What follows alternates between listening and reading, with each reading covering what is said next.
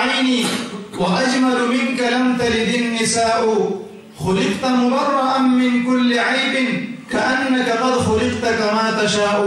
اے محمد رسول الله صلى الله عليه وسلم تأغف كل إنساني ستدور حسين ونورانية ومباركة وكل مزيدار بركاتنا الدكا درنانا ودخيرونا الدكا شهردا ستأغد هداية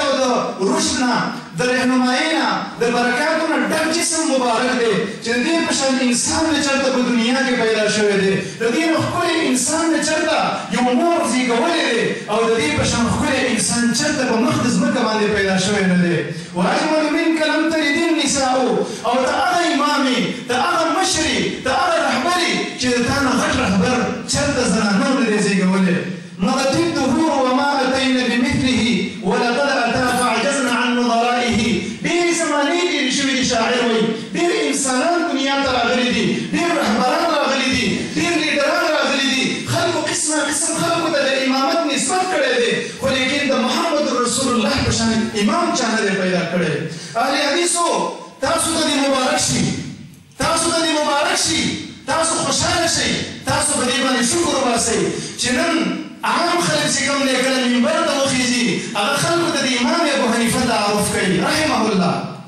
اگر خلق تا دی امام مالک تعارف کئی مموی رحمه اللہ اگر خلق تا دی امام شافعی تعارف کئی مموی رحمه اللہ اگر خلق تا دی امام احمد بن حنبل تعارف کئی مموی رحمه اللہ داغی مناقب بیانی سبحان اللہ اہل حدیثو تاسو بدی ولی خوشحالی گئی تاسو بدی شکر ولی نو باسی سا مخالف شکل منبر تا وخیزی اگر امتی تعریفونه کئی اگر امتی مناقب بیانی اگر خلق دا امتی متاثر کول غاری اگر خلق دا امتی پر دائرہ کی داخل ہول غاری سا عالم چکل منبر دا وخیزی سا امام چکل بیان شروع کی سا عالم چکل حدیث درس کی سا عالم چکل دا قرآن ترجمہ کی سا عالم چکل جمعی خطبہ ور کی اگر مناقب بیانی دا امام الانبیاء بیانی اگر صفات بیانی اگر دعوت ور کی اگر اچھت شان بیانی اگر امام الانبیاء محمد رسول اللہ صلی اللہ علیہ وسلم شان بیانی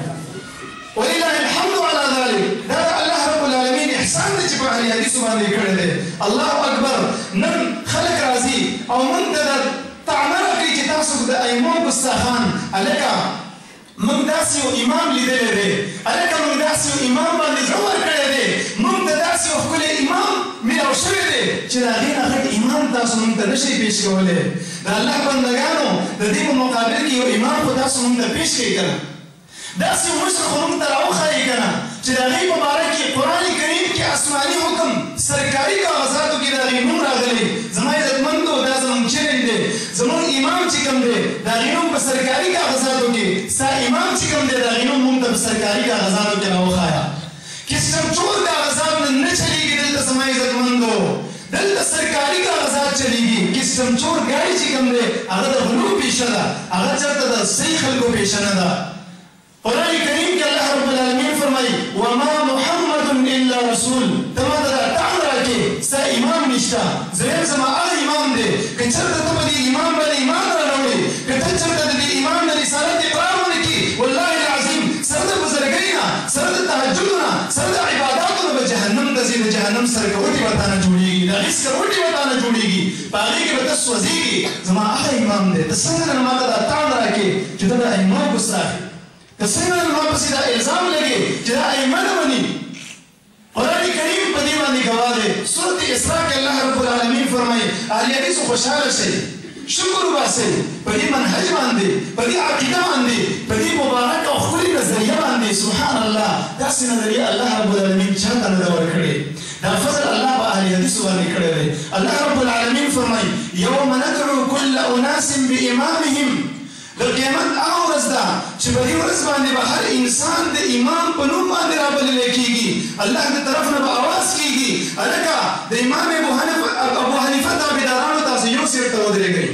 د امام مالک پسې تلونکو تاسو بل سیټ ته ودرېږئ هلکه هغه انسانان چې هغه احمد رضا بریلوي پسې تللي دي تاسو یو سیټ ته ودرېږئ هلکه څوک چې دارالعلوم دیوبند تابعداران دي هغه بل طرف ته شئ هلکه څوک چې د محمد رسول الله صلی الله علیه وسلم تابعداران دي هغه بل طرف ته شئ سبحان الله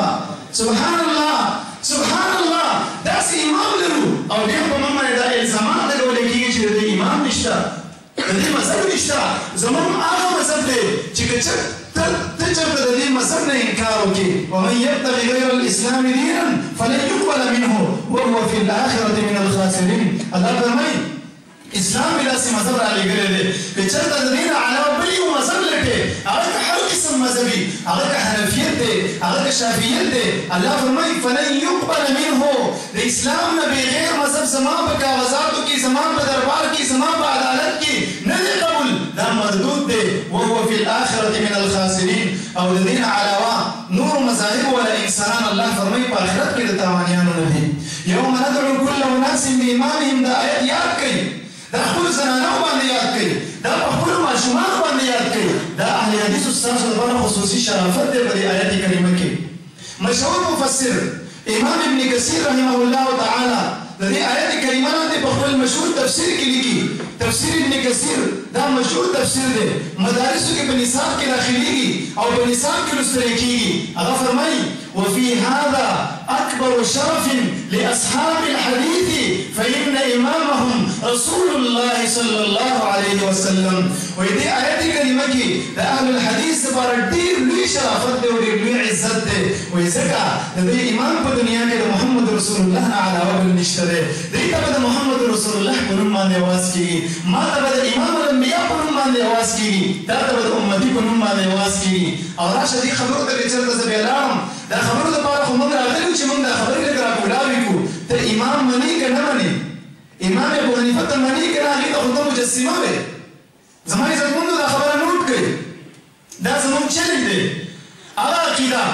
چې کوم دا مخالفین دي عوامو ته ښیي الله رب العالمین د عرش د پاسه نه دی په هر ځای کې دی زموږ دا چلنج دی دا خپله عقیده د امام ابو حنیفه رحمه الله نه ثابته کړي.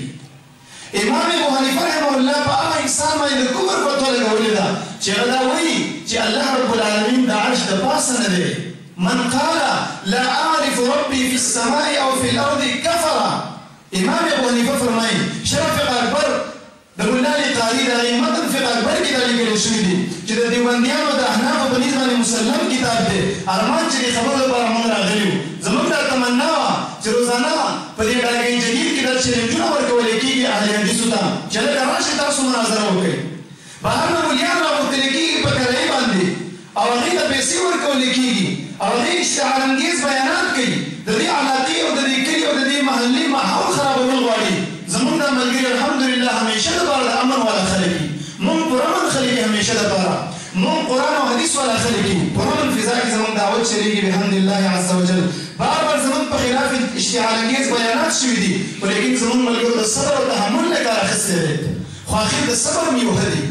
اخر مونږ هم حق لرو. اخر دا څه وجه ده زه قرآن او سنت بیانوم زه ګمراه شوم زه الله طرف ته دعوت ورکوم زه محمد رسول الله علیه السلام ته دعوت ورکوم زه ګمراه شم ما پسې الزامات لګېږي زما په خلاف بیانات کېږي ما ته هم دا حق شته دی چې زه راشم او خپله صفایي پېښ کړم.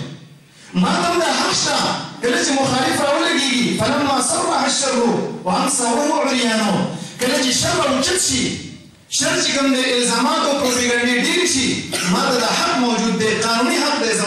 زما شرعي حق دی زما عرفي حق دی د ټولو عقلاو په نسبت باندې دا اتفاقي خبره ده چې زه به راشم او تا نه تپوس به کوم چې هلکه ملا صاحب ته چې دلته راځې دا اشتعال خورې د دې علاقې کې دروغ خورې فلانکي ځای ته تللی وم داسې چل مې وکړو فلانکي ځای ته تللی وم داسې چل مې وکړو فلانکي ځای کې دې داسې چل کړی و او یو کس ویلي و چې یاره ما سل ګزه ټوپ وهلی دی نو چا ورته ویلي چې دا یې ګز دی میدان راشي او 2 ګزه ټوپ ووهه نو بیا هغه ویلي چې زه خو اوس ټوپ ته تیار یم. سوال زموږ په ذهن کې دا راځي دا ته چې دا خبره کې ما فلانکي ځای کې اهل حدیث تختولی دي ما فلانکي ځای کې اهل حدیث تختولی دي نن څه بلا په تا باندې ولګېده چې د اهل حدیثو طالبان راغلي دي د قرآن او د حدیث طالبان راغلي دي او نن دلته ته د خپلې تېښتې لارې ګودرې لټې او د مختلفو طریقو سره او مختلفو هیلو سره ته د خپل ځان د دې علاقې نه ویستلو کوشش کوې ته چې چلنج ورکې دا څومره بېغیرتي ده زما عزتمندو دا څومره بې احساسي ده. قرآن او سنت طالبانو ته تللګام ورکې چلنج ورکې بار بار یې ورکې هغوی د خپل حق ثابتولو لپاره قرآن او سنت د دفاع لپاره تیار دي راغلي دي. نن ته چېرته وتښتېدې نن ته چېرته لاړې عوامو ته دا خبره ثابته شوه د ډاګې علاقې عوامو ته هغه انسان چې د هغې په ذهن کې عقل الله رب العالمین ورکړی شعور یې ژوند دی هغې ته دا ثابته شوه چې دا هسې فضول خبرې دي داسې خیالي کولاونه دي زما عزتمندو داسې هر سړی ویلی شي ګیدړ په خپل غار کې چې کله وي که نه هغه دا وایي چې ما شیران ځغلولي دي او ما داسې کړي دي وغ کړي دي خو چې کله شیر راشي نو بیا پته لګېږي چې دا خبرې چې کولې دا ګیدړ و که دا شیر شیر چې کله راشي بیا پته لګېږي دا خبرې کوونکی شیر و که دا ګیدړ زما عزتمندو موږ کله زموږ د انداز نه دی چې موږ داسې سختې خبرې وکړو زموږ د مساجدو نه به د قرآن ترجمې اواز راځي زموږ د مساجدو نه به د محمد رسول الله علیه السلام مبارک حدیث بیانېږي زموږ دا شیور ده زموږ دا انداز نه دی خو لیکن اخر د صبر هم یو ښه دی اخر مخالفینو ته هم دا پکار دی هغې په الله باندې ایمان لري د محمد رسول الله دعوت کوي چې موږ په هغې باندې ایمان راوړی دی اخر د اخلاق هم یو ښه دی په اخلاقي انداز کې د خبرو وکړی شي خپل دلایل دې بیان کړي شي په لاؤډ سپیکر کې زموږ دا مسله ده په دې باندې موږ سره دا دلایل دي دا ستا حق دی خو دا حق تاله چا درکړی دی چې ته دلته راځي او کله د یو شیخ نوم اخلي هغه مشایخ چې ته پرې اودس د هغې نوم اخلي ته په دې باندې ګناهګاری وي ستا ګنده خوله د دې لایق هم نه ده چې د هغه مشایخو نوم واخلي چې هغه مشایخ دا ټول ژوند د قرآن او سنت دپاره وقف کړی دی هغه مشایخ چې د هغې د شپې او ورځو سوچونه دا دي د هغې د تصانیفو د هغې د درسونو د هغې د بیاناتو الحمدلله د ټولو اهل حدیثو د ژوند مقصد دا دی اهل حدیث کې دو اصول اطیعوا الله و اطیعوا الرسول زما عزتمندو د اهل حدیثو دا اصول دي په دې ځمکه باندې به اطیعوا الله و اطیعوا الرسول نافظ ان شاء الله تعالی دا زموږ اصول دي که نه دي دا زموږ اصول دي په دې باندې د الله په مدد سره موږ مناظرو ته هم تیار دي په دې باندې موږ بیاناتو ته هم تیار دي څه شرط خلک چې مناظرې چیلنجونه ورکول د اهل حدیثو طالبان دا چا ته چیلنجونه نه ورکوي خو لیکن چې څوک به چیلنج وکړي نو بیا بحمدلله تیار دي سینې ورته ډبولي چې لکه موږ بلکل تیار دي د قرآن او حدیث طالبان تیار دي راشه اوس که ته دومره لرې زما عزتمندو تاسو کېدای شي بعضې خلکو باندې دا خبرې بدې ولګېږي چې ولې داسې سختې خبرې کېږي خو لیکن لږ انصاف خو پکار دی چې کله زموږ په خلاف باندې بار بار دا خبرې کېږي نو موږ ته یو ځل خو دا حق پکار دی که نه دا حق شته چې موږ د هغې جواب ورکړو تاسو ته دا خلک دا خبرې کوي چې زه فلانکي ځای ته تللی وم فلانکي ځای ته تللی وم زما عزتمندو کوم ملګري چې خبر دي هغه خو خبر دي څوک چې نه خبر دې نه دا تپوس وکړه د کامبر د مناظرې تذکره ته ولې نه کوي دا تپوس دې وکړي ستاسو دا ملا صاحب چې دلته راځي او دا وایي چې ما فلانکي ځای کې مناظره کړې ده ما فلانکي ځای کې کړې ده او د دروغو دا کیسې جوړوي تاسو په دې باندې متاثره کوي د خپل ځان نه میدان چې کله راشي میدان کې چې کله د اهل حدیثو طالبان راشي بیا یې وتښتي دې نه دا تپوس کول غواړي د کامبر د مناظرې تذکره ته ولې نه کوي تا باندې څه چل شوی دی خپلو بیاناتو کې د کامبر مناظره ولې نه یادوي زما عزتمندو دا زموږ نه واوري دا خبره دا جوابي چلنج دی موږ ابتداءً چلنج نه ورکوو ولې موږ د علاقې امن و امان نه خرابوو موږ په امن و امان سره په امن طریقې سره قرآن او سنت بیانوو خو لیکن کله چې د هغه طرف نه ټیک کړو بیا زموږ جوابي چلنج دی دې ته ووایي زموږ د طرف نه دا چلنج ورته ورسوئ جوابي چلنج موږ هېڅ قسم خبره هم نه کوو موږ صرف یوه مطالبه کوو صرف یوه مطالبه هغه کس چې تاسو یې په کرایه باندې راولئ د بهر نه که چېرته په دې کې دم وي که چېرته دا یقیني د خپلې مور پیدې کړي حلالې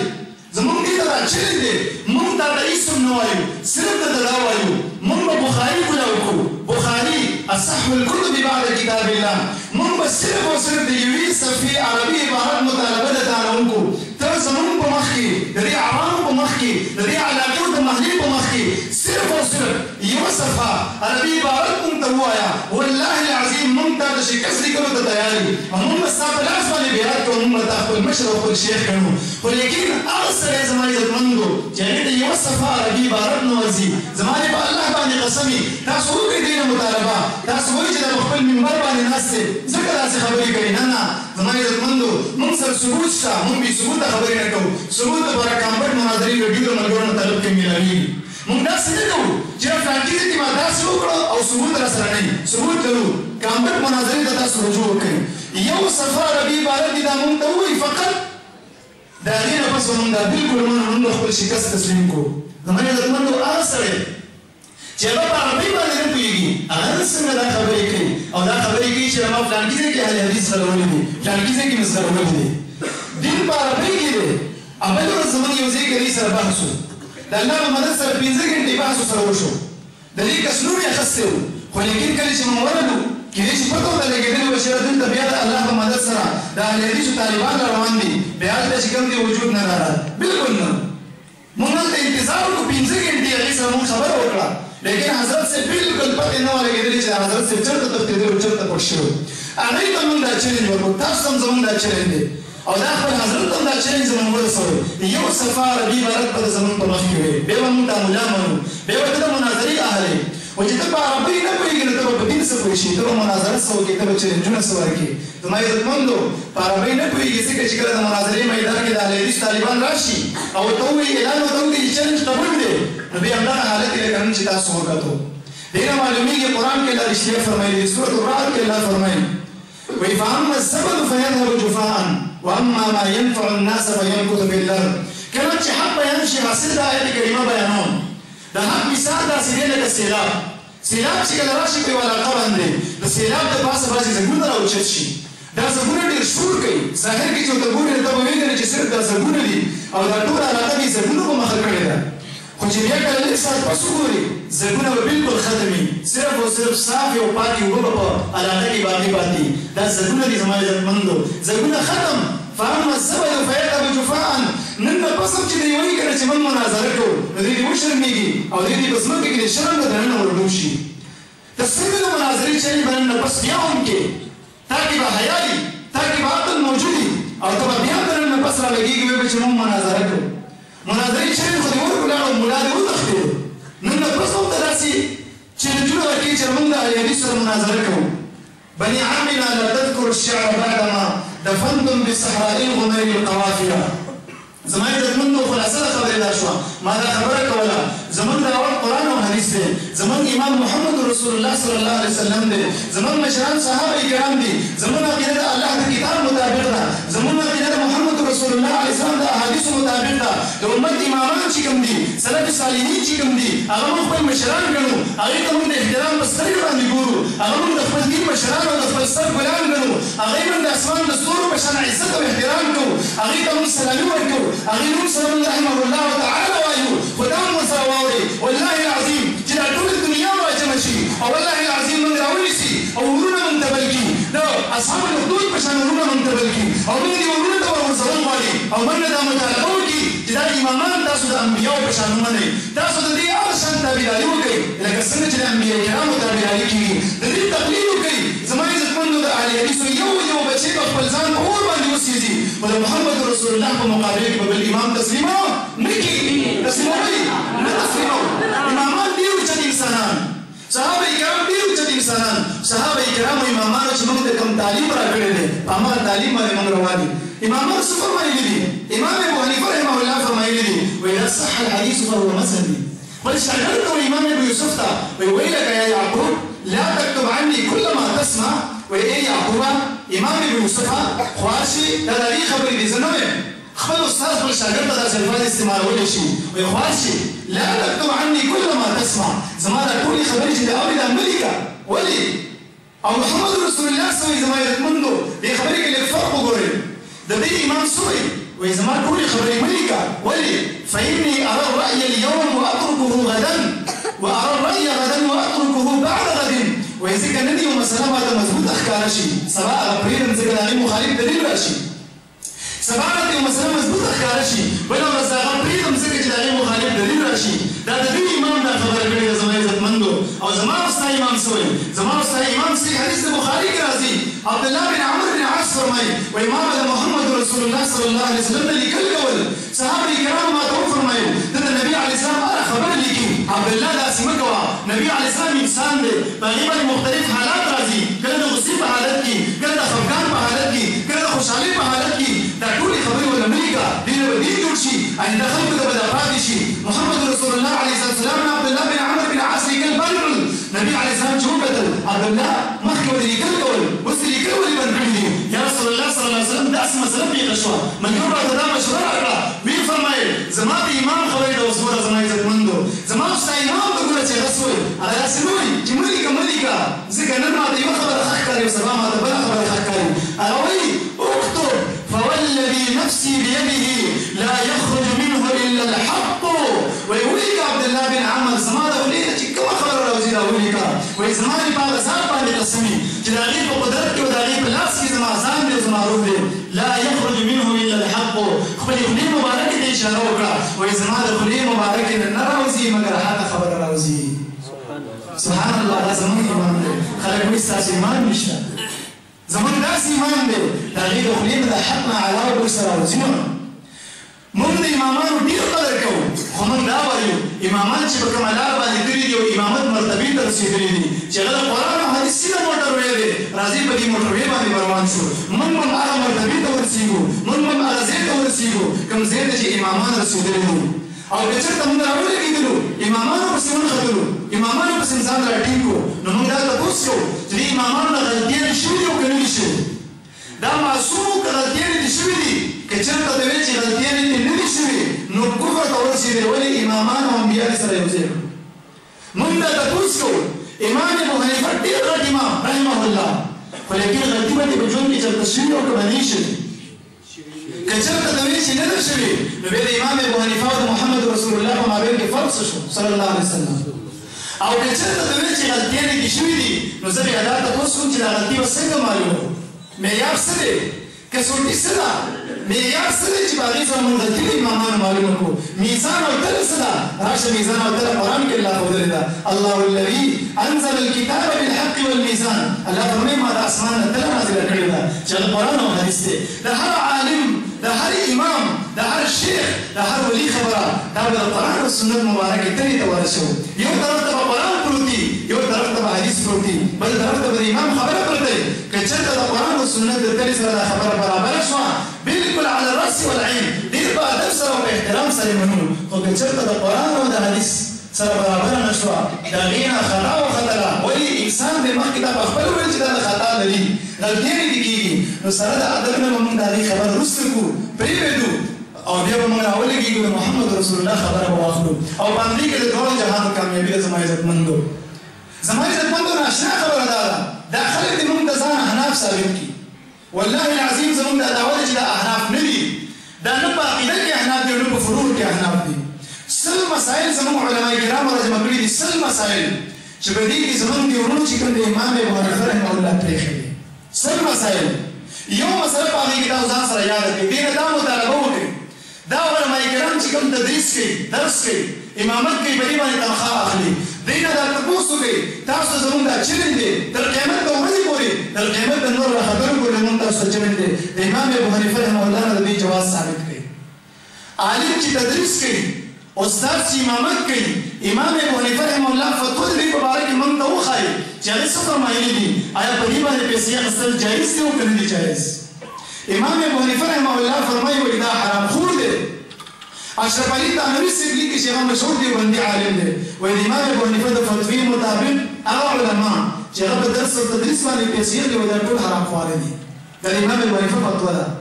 موږ دا چلنج ورکړو څوک د امام ابو حنیفه نه دې جواز ثابت کړي، هغه وایي دا حرام دی، ناجایز دی، درس او تدریس باندې پیسې اخیستل. زما عزتمندو دې نقطې ته لږ متوجه شئ. دا علما یې اخلي که یې نه اخلي؟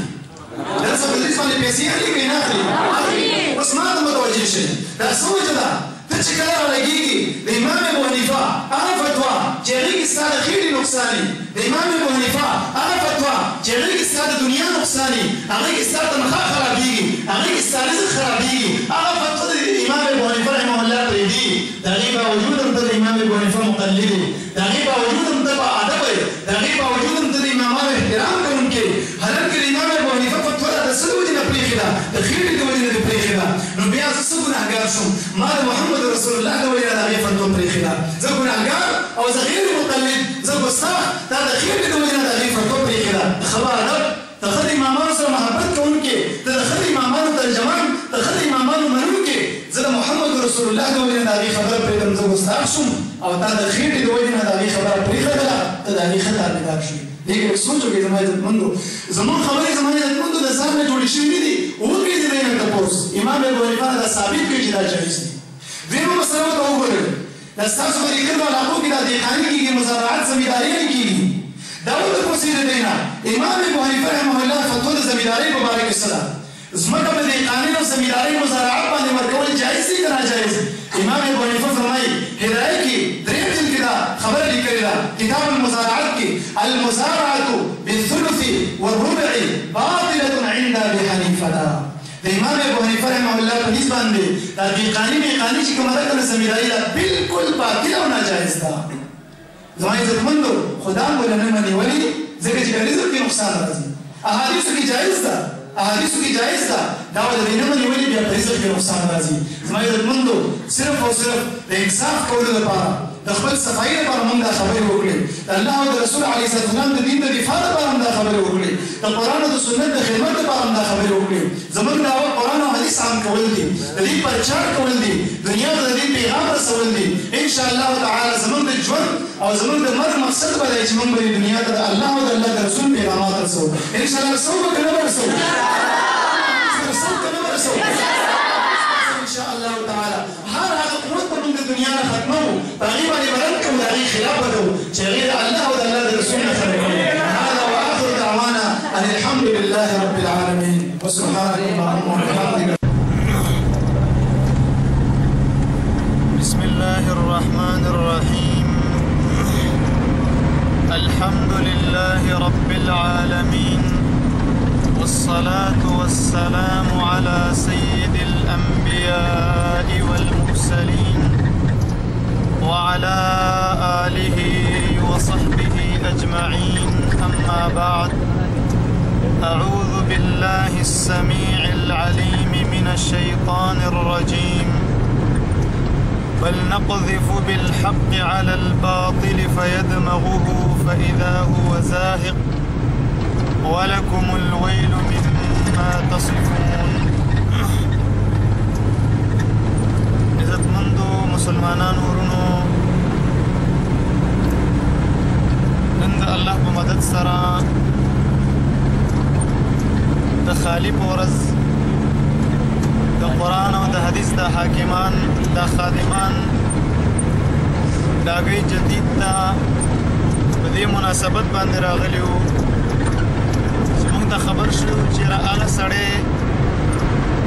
چې هغه صوبه خیبر پښتونخوا کې ځای په ځای اهل حدیثو ته چیلنجونه کوي او د اهل حدیثو د پاک او د مبارک د قرآن او حدیث طرف ته دعوت بدنامولو کوششونه چې الحمدلله په هغې کې هغه ناکام دی او نامراده دی دا کوي چې هغه سړی په ډاګۍ کې مخکې مې یو ځل نیم راغلی دی او اسې د روب جمعولو دپاره یو څو چلنجونه کړي دي او بیا تښتېدلی دی نو ملګرو موږ د الله په مدد سره خبر کړو چې نن هغه شرارتي انسان بیا را روان دی موږ د الله په نوم سره راغلو د قرآن او د حدیث د نبی صلی الله علیه وسلم د سنتو د دفاع کولو دپاره چې دا زموږ د ژوند مقصد دی انشاءالله چې تر مرګه پورې ترڅو چې انشاءالله زموږ په بدن کې سای او زموږ په رګونو کې یو قطره وینئ انشاءالله موږ به د قرآن او د حدیث دفاع کوو انشاءالله عز وجل او د دروغجنو خلکو د اهل بدعو د نبی علیه السلام د سنتو دشمنان به انشاءالله شرمو ځای په ځای د الله په مدد سره موږ چې راغلو ماسپښین مونږ نه پس د هغې بیان شروع شو موږ خپلو ملګرو سره په خپل ځای کې په امن طریقې سره کېناستو کله چې هغې بیان شروع کو په بیان کې قسمه قسم رد بد لکه څنګه چې د هغې او د هغې د دروغجنې پارټۍ عادت دی دروغ الزامات چې فلانکي ځای کې ما اهل حدیث غولولي دي او فلانکي ځای کې مې غولولي دي دا خبرې چې کله موږ واورېدې او د دې په درمیان کې د مناظرې بزدلانه چیلنج هم ورکړو نو د هغې د بیان نه پس زموږ ملګرو په مشورې سره قاري صاحب احسان الله د ډاګې جدید اوسېدونکي هغې مرکزي مسجد له سپیکر لوډ سپیکر کولاو کو او په هغې باندې ډېر په جرأتمندانه او ایماني جذبې سره هغې ته پیغام ورکړو چې ستا چیلنج موږ ته بلکل قبول دی خو لیکن ته به نر دا یې چې ته ونه تښتې او د خپل ورکړې شوي چیلنج سر ته رسولو دپاره ته باقي پاتې شي درې ځل دا اعلان زموږ د لوډ سپیکر نه هغې ته وشو او بیا اعلان سره فوراً زموږ د اهل الحدیثو څلور پنځه سپینګیري مشران هغې ته ورغلل دې دپاره چې د هغې سره بحث ته عملي شکل ورکړی شي لکه څنګه چې د اهل حدیثو عادت دی چې خبره کوي او د بحث مطالبه کوي نو بیا سر ته رسوي خلاصه د خبرې دا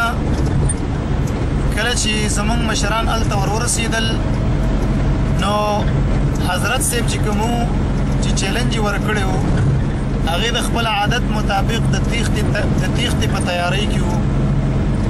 زمونږ ملګري چې ورغلل نو تیار عین په ګاډي کې هغه کېناستو چې هغې راونیو د لاس نیونې و چې هلکه حضرت صاحب چېرته روان یې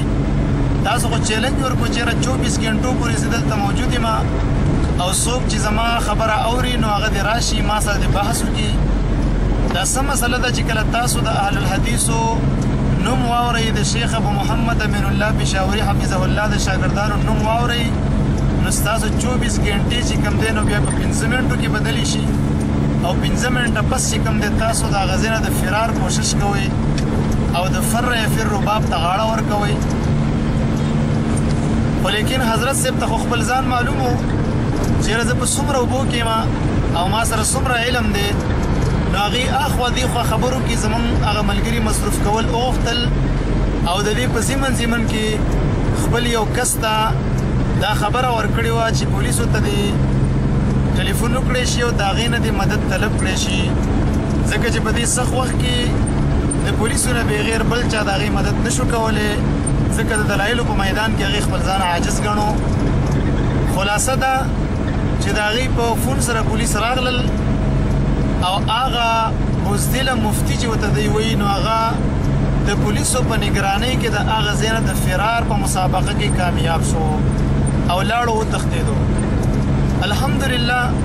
د قرآن او د سنت د ادنا او کمزوري خادمان په هغه علاقه کې موجودو خو د ایمانی جرأت مظاهره وکړه.